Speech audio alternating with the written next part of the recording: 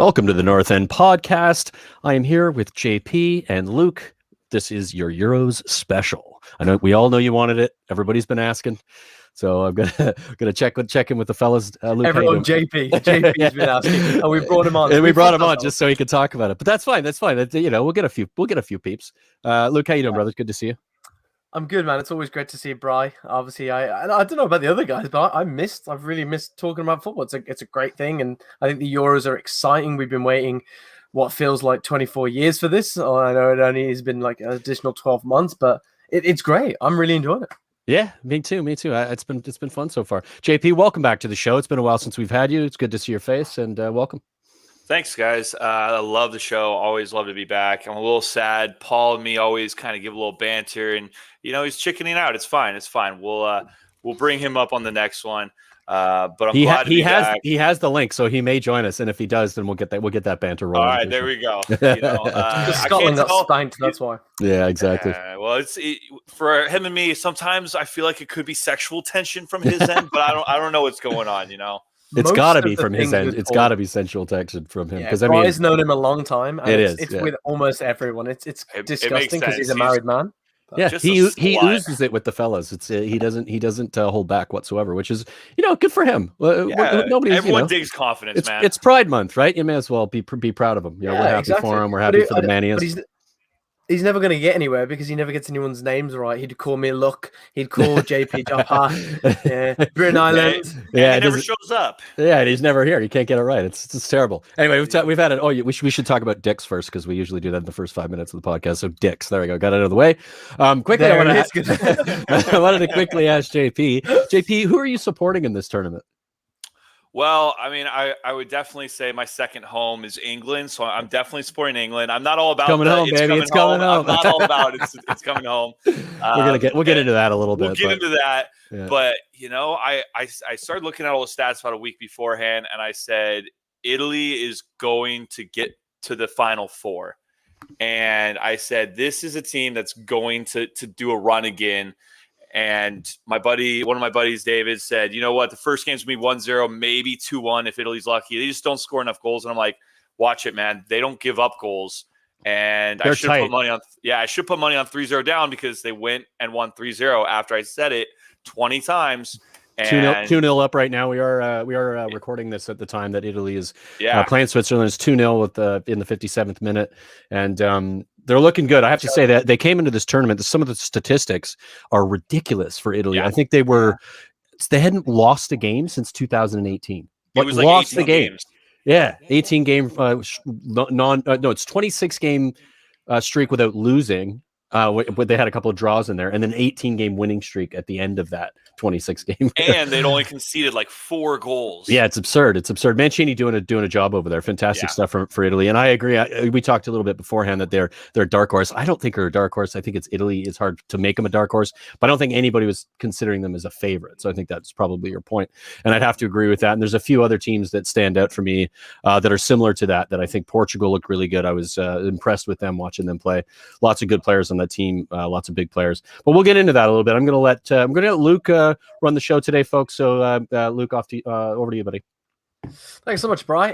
So I don't know about the other guys, but I have been loving the Euros. It's not just because I've been locked in a quote unquote quarantine here in the UK, but how many days left on that, Luke? Are you almost done? I'm done. I had the early release program because that's the thing. It's you have to do a 10-day, or you can do an early release on day 5, and as soon as the results come back, because nothing about that screams give us the money and we'll let you leave. Yeah, exactly. We're talking, but you got to pay for testing somehow, exactly. And I've loved it. We've had everything. We've had some sensational goals. We've had some incredible score lines. We've had some really potentially sad moments, which thankfully I'm sure we'll touch on. But it's really shaping up to be a really interesting Euros, I think. And I think we're seeing a lot of transitions with teams. And the first one I think we have to talk about is Spain. And I just feel that you can't not really look at what's happening at this team. So we've all seen Spain obviously played their first game, 85% possession against the Swedes. It was ridiculous. And yet they were unable to score a goal. It's the first time, I think, in 25 years that Spain have started a Euro championship without scoring a goal. It's absolutely incredible. But you start to look at what came before it. You think of the dominance that Spain had for years in both the Euros and even in the World Cup, with just so much talent. The Xavis, the Busquets, the Iniestas, the Puyols, all these incredible players, and then all of a sudden, things aren't working for them. And I have to ask the question as to why. So, JP, I'm going to throw to you first. Like, what do you make of this Spanish team right now? Well, the style of play is still super pretty. And I don't think many people could argue when you watch that, when you think about how they play, the triangles they create, how they use space, how they move into each other's missing space. It looks amazing. But I think teams are just starting to finally find out that if you just set on that low block, you let them pass around the 18 or just outside the 18, and you get full 10, 9, 10 guys behind the ball, it's super hard to break you down if you're well drilled defensively. And they don't have that real firepower up top. I mean, they don't have David Villa anymore. They don't have those guys who could just kind of make magic happen per se. They got a lot of young talent, and I could really see them doing well. Maybe not the next World Cup, but the next Euro for sure, when these guys have added 4 years onto their careers. But they got a bunch of guys that are like 21, 22, 23, and 24 that could be something come the next cycle of guys coming in. And we'll see how it pans out, but they just don't look like they have any teeth to them at all. No, and Bri, what do you make of it? Yeah, I mean, I have to agree with JP on that. I watched that game and I thought Spain did everything right except for their finishing. When you have to start Alvaro Morata as your starting striker, it says everything about the strike force that's in that team at the moment. It's unfortunate because he had chances that he should have put away, or easily should have put away. That he just missed the net, and you're just going, I remember that guy. He was like that at Chelsea. He hasn't changed. That's where Spain are. I honestly think their build-up play was incredible. They even were able to get past that low block on a number of occasions, just didn't have anybody who could finish it. So, and I have to give Sweden a bit of credit. They were really good, resolute defensively in this game as well. I thought they played quite well. They have a good defense here at the back. Yeah, very good, and they're really well organized as a team. They play really well as a team, especially with Ibrahimovic isn't playing, because it's less focused on him and it's more focused on a structure and how they play. So, I want to bring in Paul quickly. He has joined us, folks. He has joined us. The one and only Mr. Paul Forrest. There he is. Oh, what a shame. It was all going so well. We were having a good show until this guy showed up. What happened? Sorry, guys. I don't want to be crass here, but I was busy masturbating the Jack Grealish and Man United jersey pictures, and I lost track of time. JP California, you get it. You know what it's like. It's good, Paul. It's good to have a fantasy. We all have deep dark fantasies, and that's, he didn't mispronounce his name, guys. So that's good. I'm pretty happy. Oh no, because he was in my head. He was wearing a Man United jersey, so as a sign of respect, I got his name right. You could picture it. Yeah. How are you, Paul? Good to have you. We're just talking about Spain, and I heard about the bit of a transition. I think for me there was a couple of real standout things that I wasn't expecting. There was a lot of talk in how they were going to line up, and I think a big surprise was De Gea not starting, Simon starting in goal.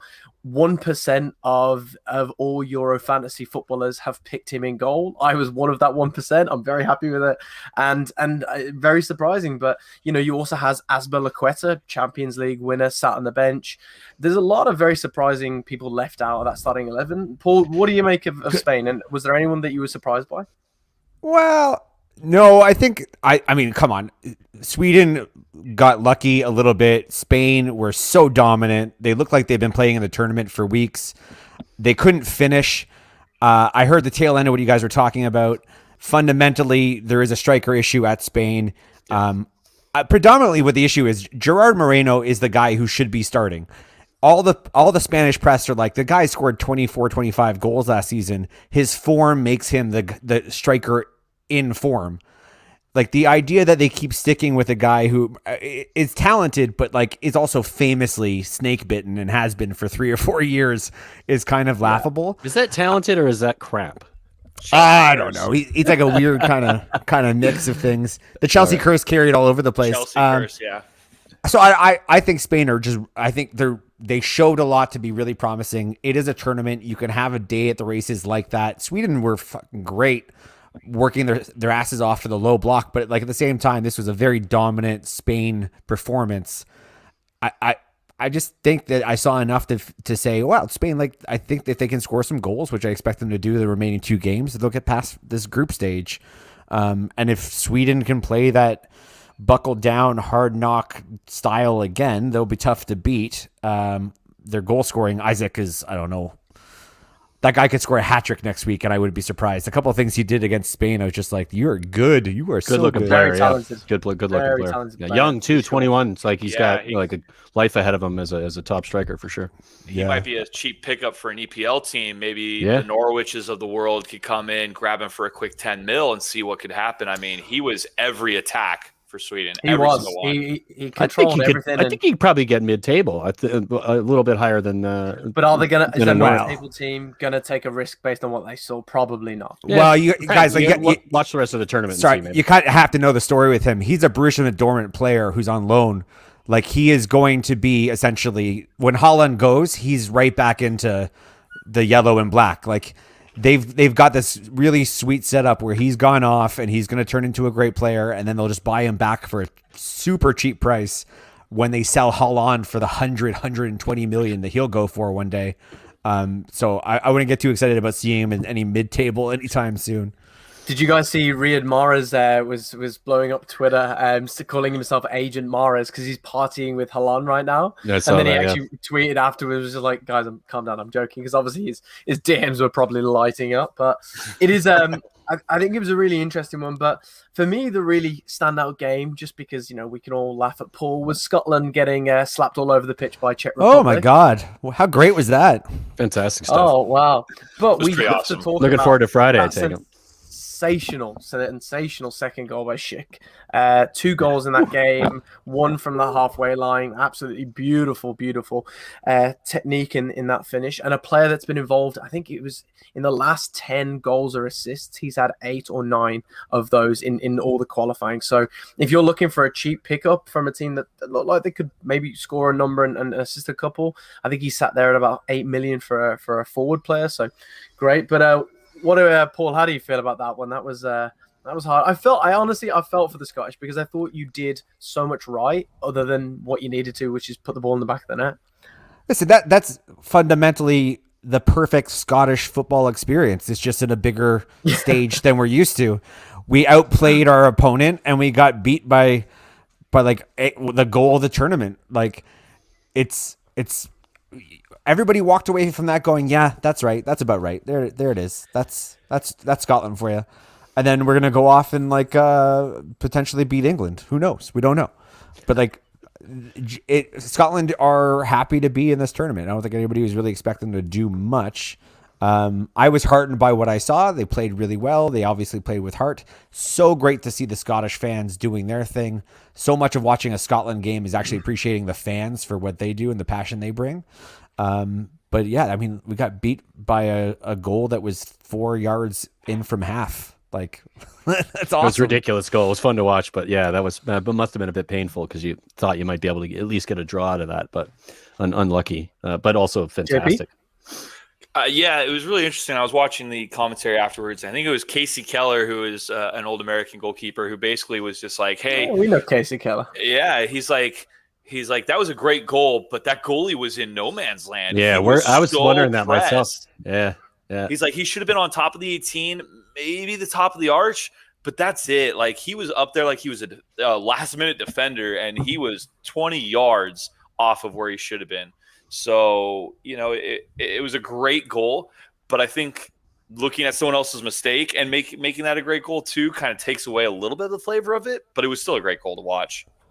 Just to be able to, in your head, think that quickly, to just go boom, look up and see it, and then put it away. He said perfectly put He it said away. in the post match, there's a great clip of him saying, I looked up, I immediately knew where he was, and that's for him to say that's a classic goal scorer right there. He doesn't even need a big look. He knows where the keeper is. He knows if I get an opportunity, I'm going to take my time. I'm going to place myself, and I'm going to put it through. But still, what a sensational goal. But before we go into a couple of other things, I want to talk about obviously controversial, strange moments so far. We've had 2 incidents, which just, for me, just sums up how ridiculous the world is.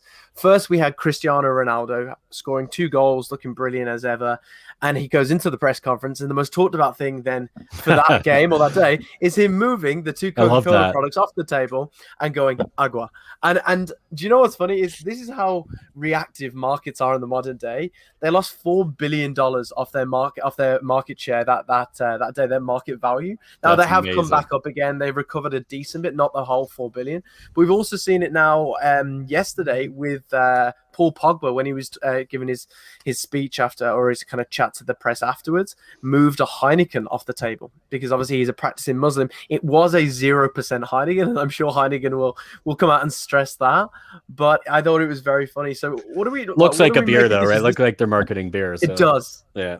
I don't know. It just makes 0 sense. You could just put Dasani water instead of Coca-Cola when Ronaldo's there. It's still same company, still making a ton of money off of it. Just chuck it up there. Be smart enough to think like these are athletes. They don't drink Coca-Cola. Like I get that you're trying to sell it. You got signs everywhere though. It just seems very like misguided from the marketing team. Better yet, I don't know if you guys saw the memes that were going around, but it was like I think it was Heineken that actually put one out and said, "Don't drink and make a super league." So I mean, we just can't be promoting Heineken when people drink it, get drunk, and say, "Yeah, let's just go make a breakout league and steal billions of dollars from the soccer world." That's pretty funny, actually. Nice. Yeah. I loved it. I think it's been hilarious. But just before we move on, obviously with Spain in our mind, everyone's favorite journalist Romano is now reporting that Ramos is having his last day at Real Madrid as of like tomorrow. Done deal. Done deal. Apparently, big contract offered. A bit, and he doesn't want to extend. He wants to go and see pastures new. So quickly, a Spanish legend, a legendary centre back. Not in the tournament either. Not in the tournament. Not a single player from Real Madrid is in that Spain team. Not one. Well, he was injured a lot this year. Yeah, no, it's fair for him not to be there, but it's weird. It's the first time ever that there's not a single Real Madrid player in the Spanish team. Barca coach. He's a Barca coach. But still, even with a Barca coach, it's still a crazy thing to consider. But yeah, would you like to see him at your team? So Brian, next year, would you like to see a Ramos? I would absolutely love him for a season. I love him. He'd whip our defense into shape. He'd whip all of those pussy ass pricks who don't want to play proper football. Get them working hard. Slap them upside the head. Get it together, you wanks. Because we have a lot of them in the team. There's about 7 or 8 of them that need a talking to, and he would be perfect for it. And he's a winner, man. He wins everything whenever he wants to win. He wins. So 100%. It would be a season. It would be like, a useful thing to do for like one season. I wouldn't want him for 3 or 4 seasons on a large contract, but that's what he's gonna get wherever he goes. So he won't end up at Spurs, but I would take him. Paulie? No. Passionate response from Paul. I mean, it's the pros and cons. It's if we get him, we're not going to get somebody else, and we need somebody else. Yeah, like we need long term. We don't need a guy who played 2 games last season because of injury, who is fundamentally the dirtiest player on the planet, and I think the VAR of the English Premier League would not suit well for the shit he does. Like I like the notion of it, but like 3 years ago, now it's like he should go to a Sevilla or another Spanish team, or he should go to PSG. Like I just don't think him going to the Premier League makes a lot of sense for any party, like and kind of especially for him. Like I don't know if you guys ever get a chance to watch the documentary that follows him, but that family will not do well in Manchester or London or anywhere in England. Like they need to be someplace more luxurious. So I don't know. If I put money down, I'd say PSG. But to counter that point, though, could you have not made the same argument for a very aged Thiago Silva, who's come into the Chelsea lineup and done a pretty decent he's job? Arguably done that type of job that a lot of teams in the Premier League could have, like with a player like that who's got that kind of experience. You know, I don't think he had the injuries. Like, the argument isn't the same. Like, Ramos played 2 games last season. Like, you don't have a 2-game season without having some serious injuries that you don't shake off at his age. point. Like, yeah, he is up there too, right? 36 now, is he? I think, if I'm not mistaken. Yeah, and honestly, like, Yeah. fuck, he could go to MLS and play another 5 years. That's what I sure. think he should do. He should go to Miami for with Beck and play MLS and just like beat everybody up in the MLS. It'd be fun to watch. Inter Miami, 2-foot everybody. It'll be perfect. He'll never get a card. It's kind of wild how it used to be every pseudo famous player that might take a step down to MLS, like it was always LA Galaxy, and now out of nowhere it's like, well, he's going to go to Miami. Bex has got the pull now, right? Or he had it then, and he's got the pull in Miami. Yeah. Well, talking about older players that might make a little resurgence, JP, we should probably talk about. I don't know if you boys have seen this, but Ashley Young is apparently likely to sign for Villa. There's been a lot of advanced conversation, a lot of speculation all over Twitter. This is not Euros related, by the way. We're going on a tangent here, but mate, this is we don't need it. We need Euros, but people want football, so let's give them football. When we say it's coming home, we're not talking about the Euros. We're talking Ashley Young is coming home to Aston Villa. And I just want to say, man, the idea of Ashley Young overlapping Jack Grealish as he plays the ball back to Jack Grealish. Jack Grealish hits a banger against United, rips off his shirt with his Villa tattoo across his chest in Old Trafford for the win. Is just it's what dreams are made of. The banter begins. No, he's right. It is what dreams are made of. The man who is just masturbating to a footballer that's never going to move to his team, and we're the dreamers. Yeah, it's fair too. Okay. All right, so that brings us quite nicely into England. So, lads, I'm not going to say anything. JP, I think you should hold off for a minute. I'm going to sit the Scotsman and Bri. I want you to go at this. Like, England 1-0.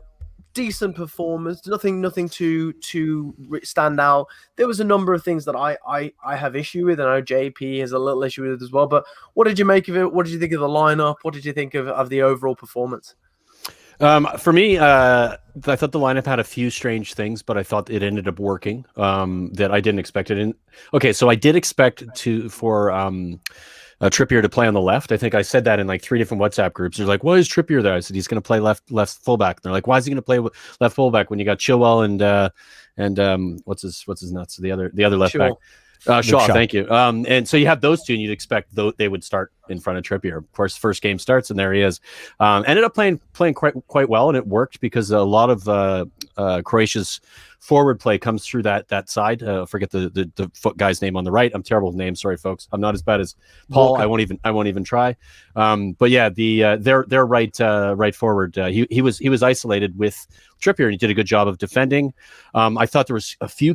Phillips was incredible, man of the match. I did not expect him to start, and I did not expect him to be the man of the match. I thought he was fantastic at playing against a Croatian midfield that's a bit aged. I get it. They're not as young as they used to be, but they're still very strong on the ball. They're still very, very organized. Yeah, very, not a lot of errant passes, but he was everywhere. His statistics in that game were unreal. I posted a. So if Henderson is fit come Friday, Bri, does Phillips get dropped? Do you think? I'd say no. I mean, if it was me, I'd say no. Does he get dropped in this case? Maybe because, Southgate might be thinking, let's get him some minutes against Scotland because I'm not saying no offense to Scotland, but offense to Scotland. Scotland aren't the greatest team, and it's a team. it's a team where he could come back and play against them and not get knocked down too badly if anything happens. And Phillips is on the bench if he needs him.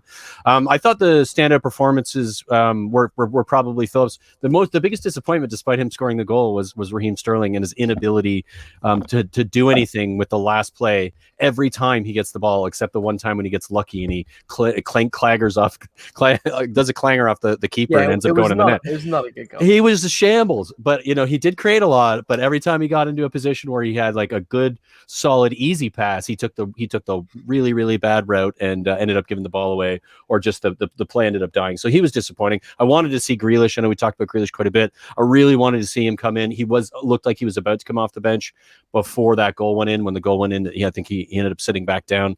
But it was a good performance. It's the first game of the tournament. I thought they looked good, especially in the beginning of both halves. I thought they came out really well, created some chances. Foden looked really good, hit the post in the one chance. I think there's a long way to go, though. I thought Mings, I want to say just one last thing. I thought Mings was really good with Stones. We know Stones needs somebody who's very vocal, and I thought Mings did a really good job of that and organized the defense quite well. Paulie. It was. I just feel like they're easing their way into the tournament. It just felt like a very safe lineup. Thank you. Like Calvin Phillips and Declan Rice playing together in the middle with Mount is like, it's just a very stable, steady center mid setup. And it almost invites the guys up the field to kind of do their own business and create their own chances. I would like to see more adventure. I think we could all name a starting 11 that would have scored more than one goal. And yeah, maybe there would have been opportunities going the other way, and maybe he doesn't necessarily trust Mings and Stones right now because they're a relatively new duo. Maguire's not there. Their preferred left backs are not healthy right now. Like I can't say what's going through his head, but I know. I feel like he's overly tinkering with what could just be a very straightforward lineup that could just go out and create 10 chances in a game. I didn't love how, like, it just seemed like Harry Kane was played out of the game as well. Like, there was a lot of things that I saw that were just like, this is the result of you being too conservative. Yeah, and you've got a better starting 11 than what you put out. Because Croatia are not that good. They're just not. No, they have some great names, but as we said, they're aged names. They just don't have the legs anymore. But what you mentioned, I know JP, we were having a chat and you were kind of expressing similar. So, would you agree with what Paul was saying? Was there anything, what would you add to that? I mean, starting with 2 6s, 2 holding mids to me was just soft. I thought it was like a really defensive lineup. Phillips didn't play a 6 though. He played as an 8. He was way further forward. Assisted on the goal. They both. But he's a natural 6. But he didn't play in a 6 at all in this. But game. he was coming back playing defensive quite a bit. And even if you have the ball and you've got a guy who's more of a deep lying playmaker, like I looked at his heat map, man, and he was mostly in the opposition half, more than he was anywhere else. But is that not just because the way the game played out? I don't think that was like, if things had been different, his position probably wouldn't have been there. I don't know. Does that make him not a 6 because he tended to be? Played as an 8. He played as an 8 more than a 6. Just watching him, the way his heat map was, he was box to box the whole game. Isn't this what Gareth Southgate said he wouldn't do, though? He said he was going to pick players on form, not on like egos, not on this kind of old school tactic, which was you pick the same guys over and over. He's having a right back play left back. He's having Phillips, who's a 6, play as an 8. He's having Foden, who's been mostly playing on the left mid, play a right mid, so he could keep in Sterling, who, like we all said, we didn't think was very impressive besides the goal. I mean, Sterling got that ball atop the 18. He shot it. It looked like he was going out for a throw-in. He got Harry Kane back with the one moment where Kane was standing there wide open, and he put it like he skyrocketed over the net. I'm like, Kane's the one who's going to score that. Just give him the ball. Kane's dropping for everything. And honestly, I think if they had just gone a little bit more aggressive, they either tell Kane to stay high, do your old self where you're the pinnacle of attack, or you put what's his name? CDM in, right? Lewitt. Why am I blanking on his name? The forward. Dominic Calvert-Lewin. Thank you. Yeah, sure. I can never remember his name. Put him in because he's that big kind of Heskey type. I'm going to just bulldoze through people. I'm going to score. You get guys that put the ball in the box against Croatia. They were going to do it. Like, you have Jadon Sancho, who didn't even make the bench. Wasn't even on the bench, yeah. And this guy had a phenomenal season. And then you had Sterling playing, who. If you look at everyone's Sterling's wondering why. record for England, though, and this is why he's playing, the amount of goals he scored for England, despite him being That's absolutely useless yeah. in this game. If you're going by form or like his record, he scores goals almost every game for England. So, I mean, that's why he's chosen. I'm not saying it worked, or I'm not saying it was good because he had more than enough chances to score goals, but it worked in the end because he did end up getting the goal. But that's like the English people's hatred of the national team, right? It's like let's just pick people because it works for the national team, even if they have a terrible season, right? The Rooneys and the every one of those players had one bad season and then got a call up and played in some national tournament. It doesn't matter if it's Beckham to whoever. Like England fans are just like, stop putting square pieces in round holes. Stop putting a little dick in a big hole. Like you gotta just put it where it's supposed to go. Yeah, interesting use of I'm not sure I would have gone with that myself, but I actually think you hit the nail on the head, and this is the reason why I think that England will again fade away from tournaments such as this, is because we're not prepared to take risk to do this properly and to come into this game and to really be like, you know what, this is our tournament, we deserve to be really considered as a strong favorite here. You don't start that lineup, you don't have two defensive midfielders, you don't drop two very, very great performing left backs for a natural right back, you don't leave Europe's second most impressive player based on his statistics out of the starting lineup because you just don't fancy him. There's just so much about Southgate that doesn't make any sense. But I think, people are so involved with England. No matter what he did, there would have been comments. So at the end of the day, we need a win. He got the win. It'll be interesting to see. But JP, I'm going to ask you quickly. We've heard rumors now that Jack has been training alone, coming into Friday's game. I'm just going to ask about that. If you guys saw that, or not. Yeah, I don't know. Like, what do you reckon? Is this an injury concern? Do we reckon he's doing it because he doesn't want him to pick up an injury because he's got him in on the starting 11 for that game? Or like, what do you think? It's such a hard one to make out because we all know Jack is very talented and he could start on almost any team in the whole EPL. For me, it seems like they're just doing almost like this basketball type load bearing thing where they're going to kind of monitor him. And if you're going to put him into the game, like, why are you training him alone? He should be with the team. He should be getting those reps in. Well, we know though, JP, what he was like at the end of the season. So if he's still carrying that same injury, and he ended up in this squad when he maybe shouldn't have, and now they've got to nurse him because they're realizing, he's not as fit as we thought. He did that for Villa, but he got 2 wins and a tie in the last 3 games that he played in, and he didn't make it through 2 of those games. And so a win against Tottenham and a win against Chelsea. So if you're going to tell me that you have to nurse him, I'm going to call bullshit and just say you put him in the team or you put him on the bench and you get him the time you can get him because he is that good. Sterling got the goal, but if he had been in, he could have gotten 2 fouls for PKs and a hat trick of assists. Who knows? Like the other thing too that I want to just quickly say on Grealish, sorry, Luke, is that he has a really good ability of keeping the ball. So I thought after he scored, Grealish coming on for him for Sterling would have been a really smart thing to do because he, as you just mentioned, draws fouls, consistently draws fouls, which means that you're going to waste time with being a goal up, and he keeps the ball really well. So you want to keep the ball and you want to draw fouls and you want, like it seemed like a really obvious thing to bring him on, and I was surprised that didn't happen. Yeah, I think instead he brought on Rashford. Yeah.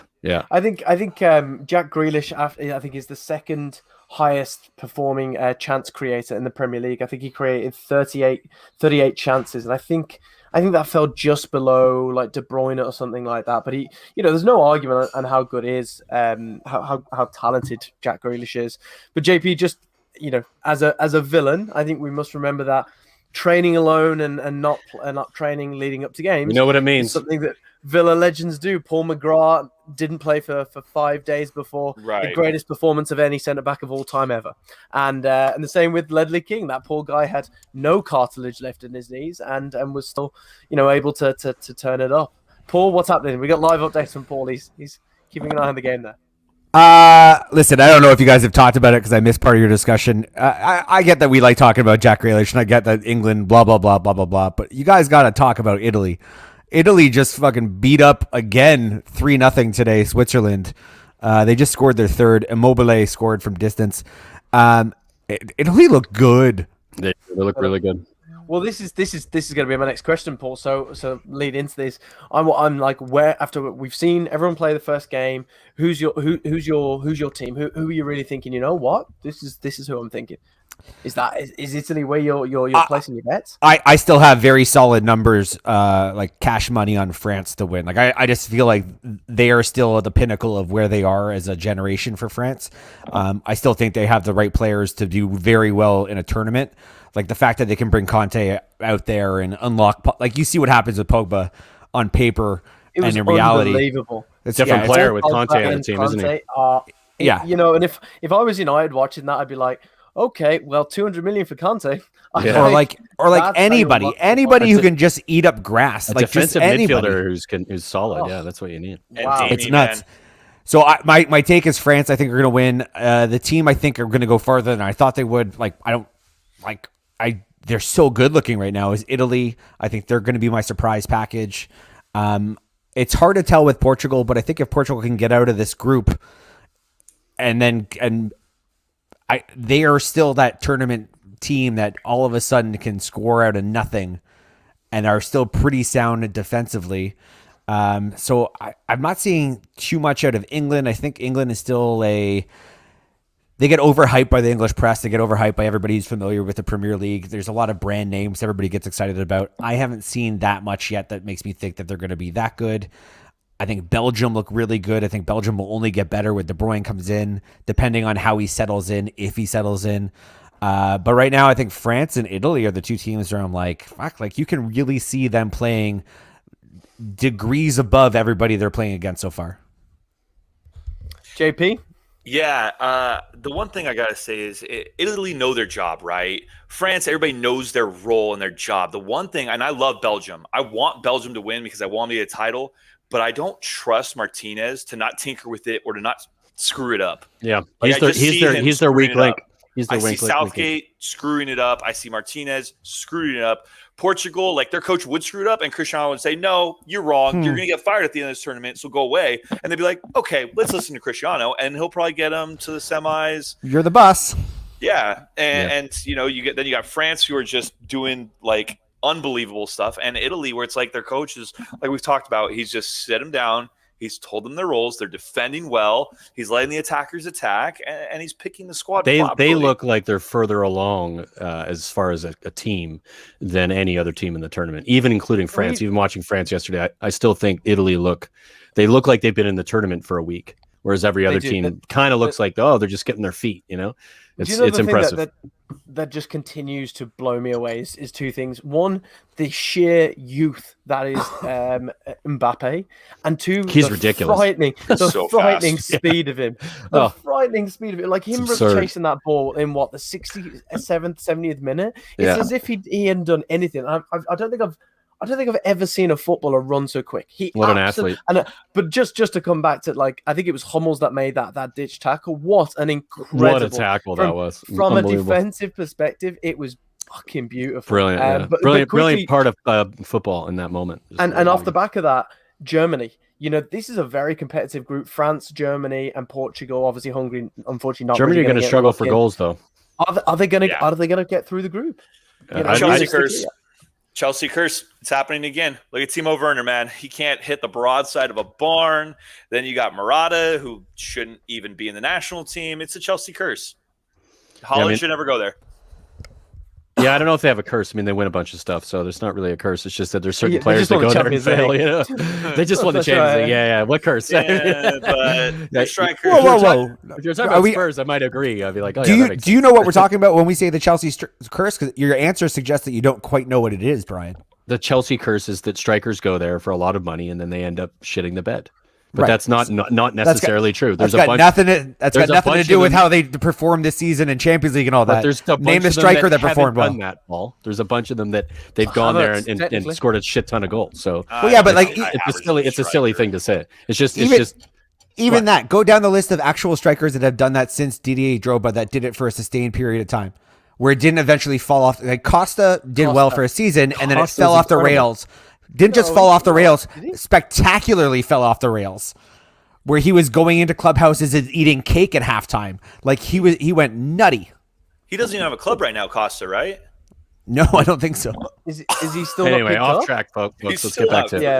Yeah. Sorry. So Respect the curse, Brian. Respect the curse. First of all, there's no such thing as curses, and secondly, that's ridiculous. But go on.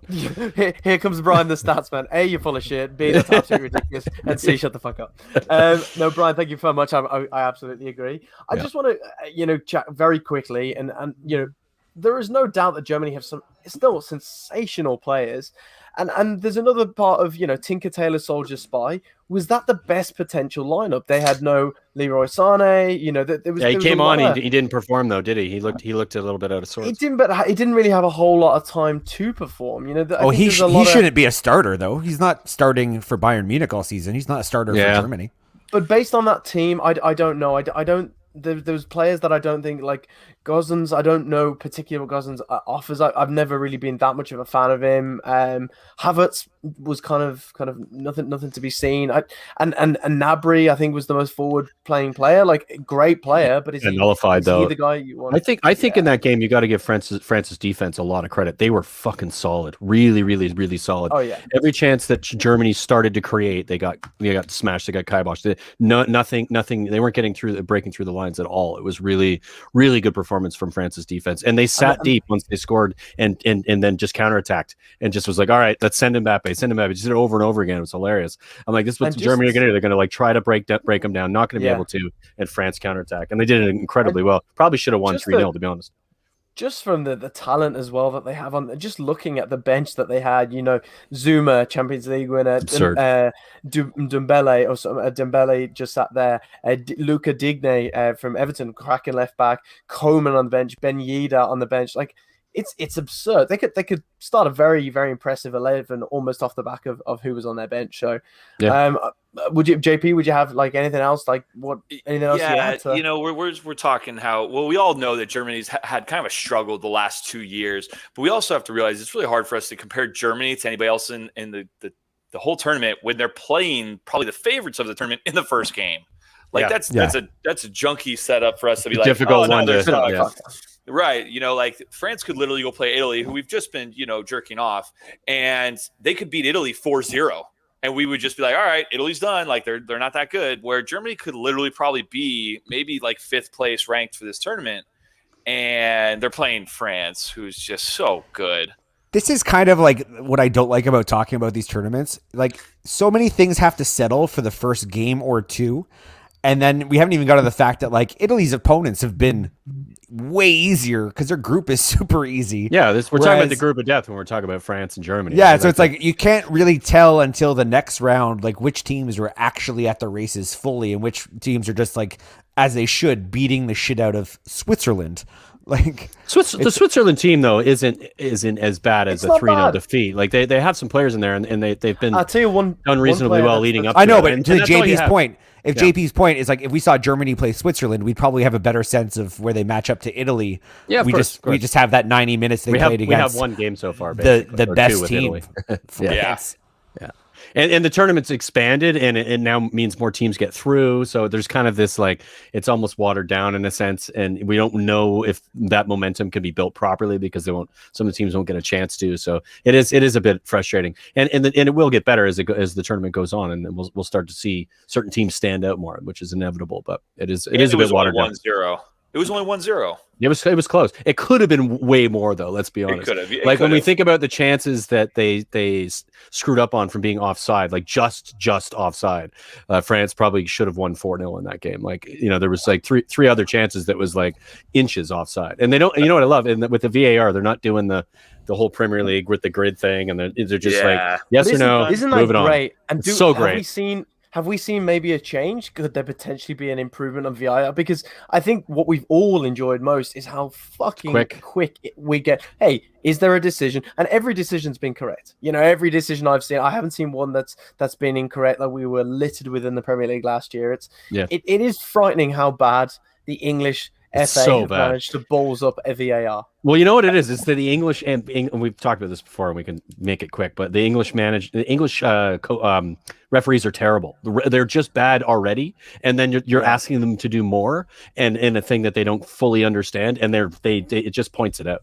just makes them, oh yeah, they are that bad. Like we should stop doing this, or we should hire new fucking referees or train them better or something, because they're terrible.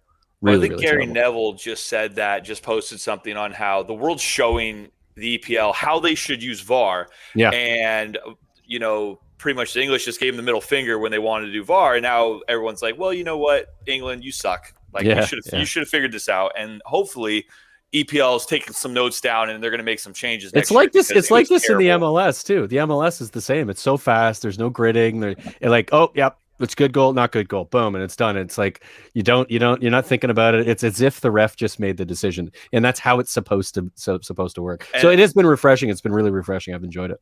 I would just like to add that if they could take one thing, because I know the EPL officials are listening to this, I would love for the TV broadcasters to be able to hear the communication between the ref and the people telling them, hey, it's a goal, it's not a goal, because then we could actually see what they're thinking about. You know, they do that in other sports. I think it's rugby that does it. Yeah. Rugby's are more stop and start sports, so it's easier. But there should be, Anyway, this conversation we can have forever. A bit of clarity. Yeah. There's obviously I've loved the Euro so far. I think it's exciting. There's one guy that I really have liked. He doesn't get a whole lot of attention, but he was standout. I obviously, with them getting dicked by Italy today, probably wasn't so much. But Embolo up front is a very, very, very talented player. I think he's at Mönchengladbach as well as Tramson. I think Lilian Tramson is at Mönchengladbach as well, and he's now been touted. But Embolo, a great player. So leads me on to, if you boys are doing fantasy, is there anyone that you've been like, hey, this is a cracking pick here and a great bargain? Well, I'm always going to do fantasy, so I'll talk to you guys about fantasy right now. Paul loves his fantasies. Here's the key to it. It's matchups more than anything else. This is not the same as regular fantasy where you're going to have a player for months. You're going to have a player for possibly 3 games tops total, and then he's gone maybe. So I have been specifically using an approach where I already played my wild card. Like, all the points are going to be done in the group stage, because that's when you're playing soft teams and you're going to score 2 goals instead of 1 goal or no goals. So I have been looking at every single game week or game day or match day or whatever they call it as a chance to like rebuild my team every single time. And then I don't even care who the player is. Like, Cristiano Ronaldo is a great player. I love to have him on my team, but if he's playing Germany next, he's not on my team. So I've been targeting fixtures more than anything else.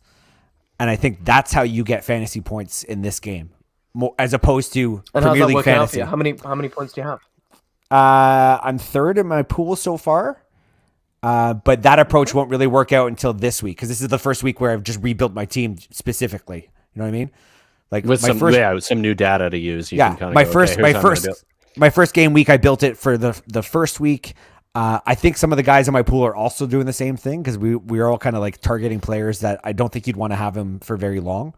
But it either is going to work because of the results of this week, or it's going to show that I've wasted some cards and I'm stupid. I don't know what I'm doing. So don't listen to Paul. If you're listening to this, don't listen to Paul. Yeah, but you made a really good point and then ruined it completely. I have no idea what I'm fucking talking about. I would target if you're, obviously the changes have been made. We're talking about the next game week. I would target Holland for week 3 or game week 3, because they play Macedonia, and I think their qualification is going to be tight. So players like Memphis Depay, I think, are going to light up Macedonia because they need the win. So I would target, if I had to call somebody out to say, like, get him on your team, I would say Memphis Depay against Macedonia is a very appealing fixture and player. And that pains me because I hate the Dutch, and my wife is Macedonian.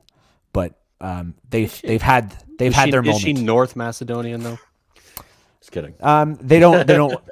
They don't subscribe to directions. North and South. They're not. Yeah, they don't know where they're going. That's an artificial title that was enforced on them by their by the overlords of the Greeks. By the man. the man's like, you're now North Macedonia. What? No, I don't want to be more North. I'm from the South. Please. Anyway, if you find yourself in the corner with a West Macedonian, get out.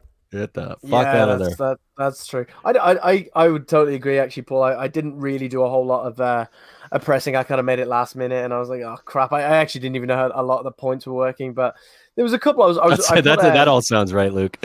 Yeah, that's me. So I didn't last even minute bother moment. for that reason. I'm like, I'm just gonna end up like Luke, so I'm just not gonna bother. Yeah, it's gonna be a fucking shit show. But I had Ferran Torres in the team. I really thought he might be, because they've got a fairly, not a crazy difficult group, and obviously he scored a hat trick for Man City. He looked very good.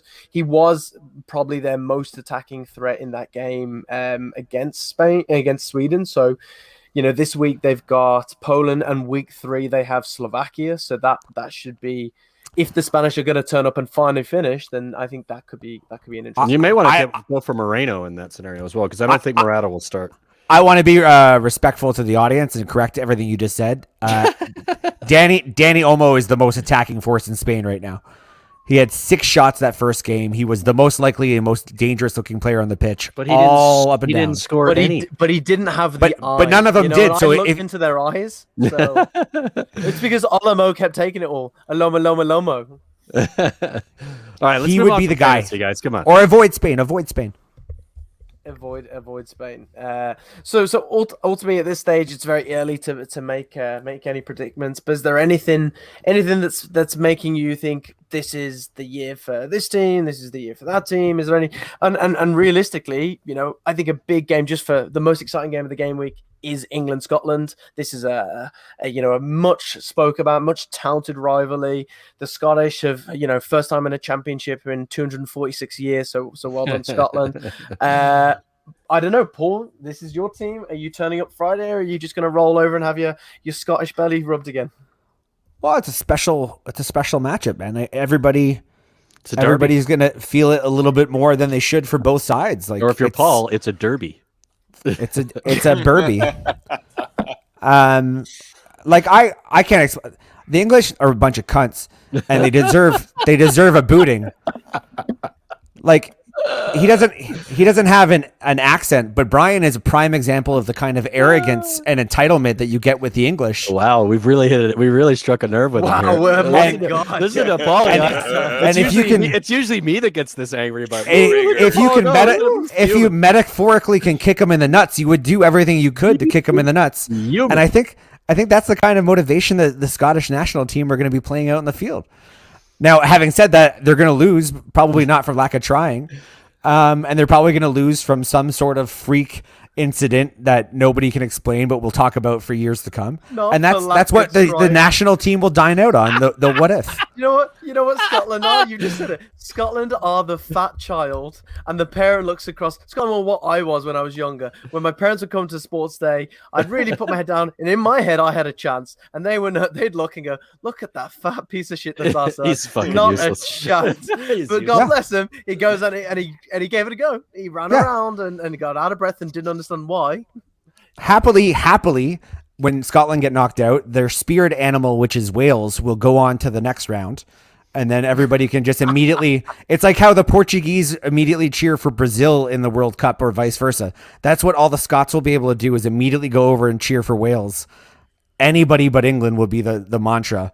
And it's like Scottish, the Eurovision Song Contest all over again. Yeah, like we can dine out on that all tournament long. I can satiate myself once Scotland's out on that kind of stuff for a while. Fair enough. I just gotta say, Paul, your sexual tension with this group is just pouring out of some of these arguments, man. Yeah. You're going after everybody. It's great. Yeah. You should shave your face, because that beard is it's hiding the beauty that you have below the beard. You're a handsome man, JP California. No.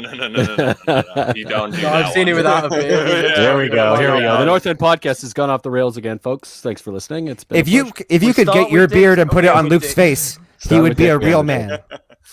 One last thing, guys. I'm going to jump in front of Luke here, because I don't want us to forget this point. We got to bring up Eric Christian Eriksen. Christian Eriksen. Yeah. Well, we should get his name right. If he almost died, the least we can do is get his name right. He is in the. Sorry. It's fine. You got Paul. Paul has that influence on people. He just makes everybody else speak poorly as well.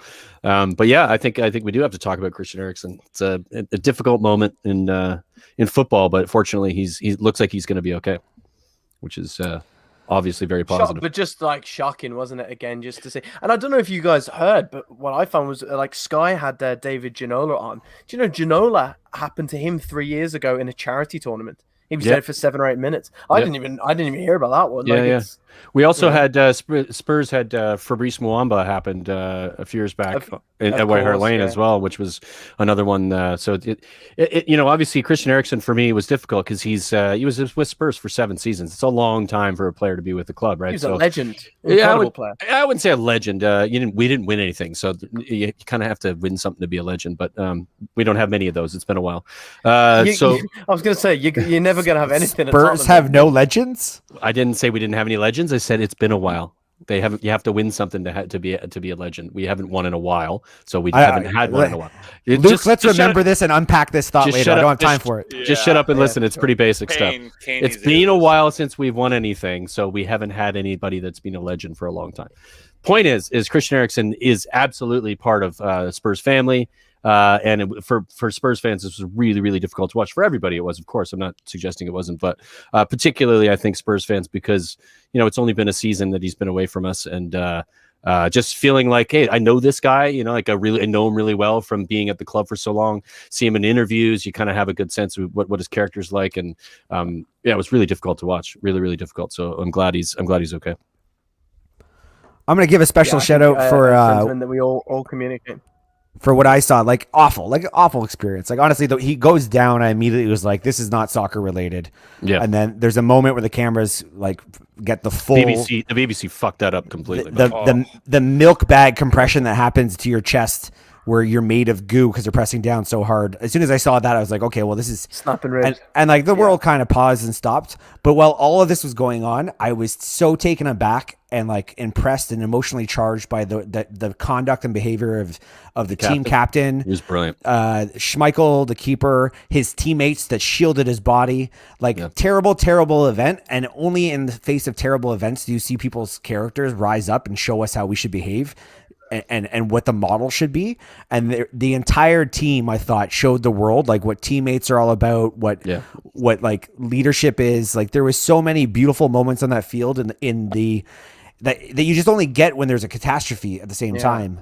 It was magic. What happened there was magic. What they did is a team, unbelievable, beautiful stuff. But what wasn't beautiful is UEFA making Denmark play the rest of that game. Yeah, that was horseshit. The fact that has not been publicized and really pushed a lot more is just sickening. It's come out quite a bit with a lot of people now. Like the Danish coaches and the Danish FA have talked about it.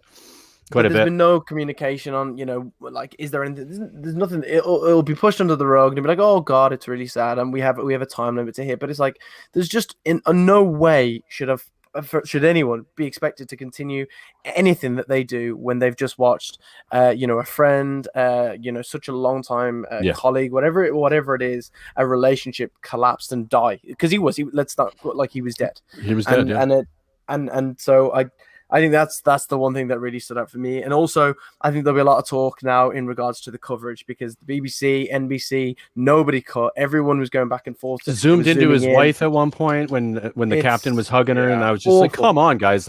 Turn this shit off." It was really disappointing in that sense for sure. Yeah.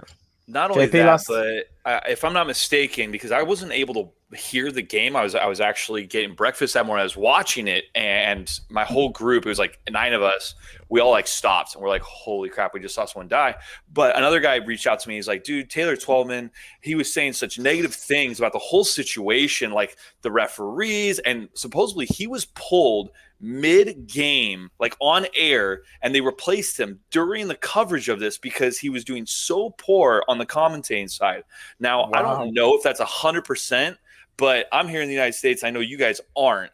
So if that's true, that just really shows that some of these broadcasters that are there and some of these people kind of behind the scenes doing the footage for the game and all this, it's just crap, They need to strive to be better. Yeah, they need. So sorry to interrupt, Luke, but the host who was commentating on it because was he speaking negatively about the? He was he was saying negative things about how, well, we can't really. It's hard for referees to take these things seriously because you don't know when someone's faking and when someone's not. Oh, what's faking? Come on, the ref did an amazing job in this moment.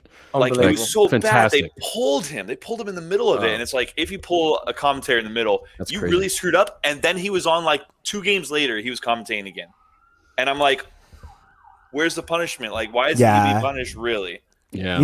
I was struck by when we watched this. Like, there's a couple of things that you got to be aware of. I guess is that most of these commentators are there because they're experts in the sport, which means that usually they were players themselves, which doesn't really qualify them to know how to deal with a shocking moment like this. Thinking that as well. It's just so I kept thinking like our best of the best in Canada is a guy named Ron MacLean, and he's always paired with, or used to be paired with, the guy he still fucks up pretty badly though on his own. The former like hockey player guy, and he would have been the ability to be classy about stuff. Like, he would have known what to do, and it's almost like you kind of have to give him a free pass. Like, this stuff happens so rarely, but if you're a dick, like, this guy sounds like a dick. It's not a total free pass for this guy. But a lot of the guys I heard who were like maybe British former players who didn't really know what to say, and it was clear like they weren't leading the audience through it because they were gobsmacked themselves. Yeah. I give those guys a bit of a free pass because